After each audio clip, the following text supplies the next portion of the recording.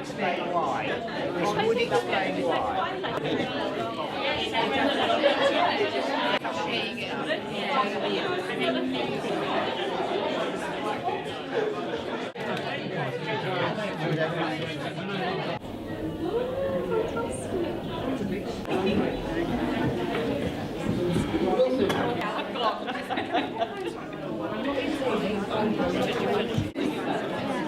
And they do the matinee about 10 o'clock.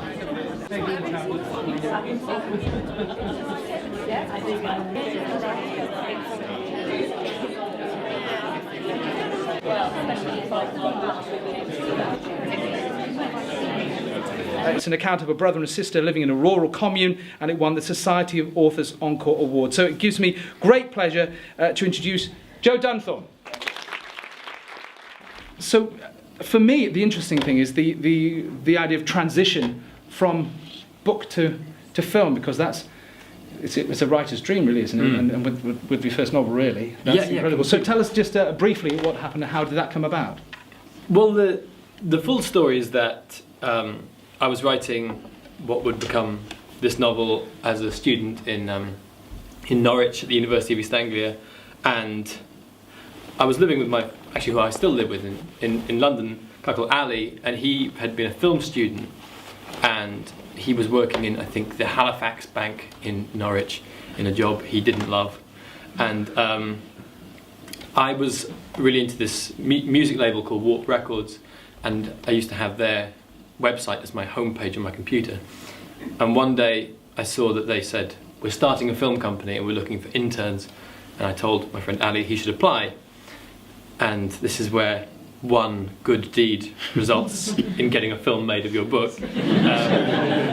He then got the job as the intern, and he showed what was then an unpublished manuscript to his boss, Mary Burke, who's one of the producers on the film, and she liked it. So it was this really amazing, a very unusual circumstance where the book was already in the hands of the film company before it was in print. I'm driven by a love of doing it and a love of telling stories and writing about characters. I don't feel it as some from on high calling. But yeah, I guess I only thought I could be a professional writer when I started writing Submarine, because actually before this I hadn't written anything I particularly liked. I mean, I very much sensed that I was getting to grips with everything, and I could have seen my life going any number of different ways. But the first chapter of this, which I'll read to you in a bit, was at the moment when I was like, ooh, I maybe have something. It's actually life-size. So the chapter's called Triskaidekaphobia, which means the fear of the number 13. It is Sunday morning. I hear our modem playing bad jazz as my mother connects to the internet. I am in the bathroom. I recently discovered that my mother has been typing the names of as yet uninvented mental conditions into Yahoo's search engine. Delusion syndrome teenage. Overactive imagination problem.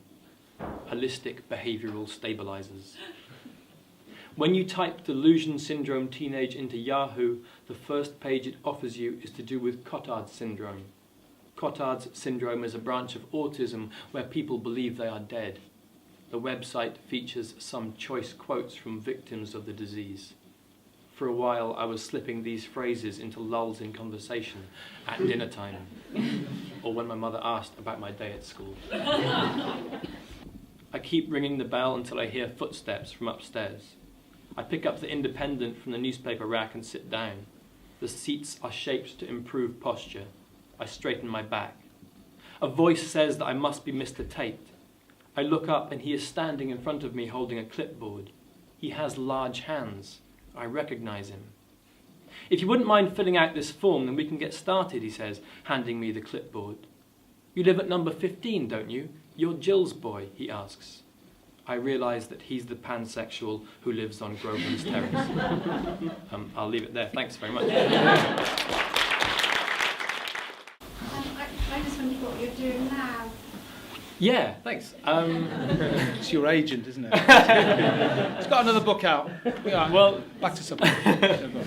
since that book, I have written another novel, and which is out, and then I'm working on a third novel. Though it's as of 3 days ago, I threw away 60,000 words of it, so it's not going brilliantly well. But yeah, I mean, it's just a slow process. So yeah, I'm writing a third novel, and the poetry is slowly coming together. So hopefully, a poetry collection next year. You know, when you're writing a book, you're always looking for the negative stuff. That's the kind of the meat of a story. And basically, we only had a few days that were really terrifying and horrible, and the rest of it was probably too pleasant to become fiction. If there's no other questions, I think it just leaves us to have a fabulous round of applause for Joe.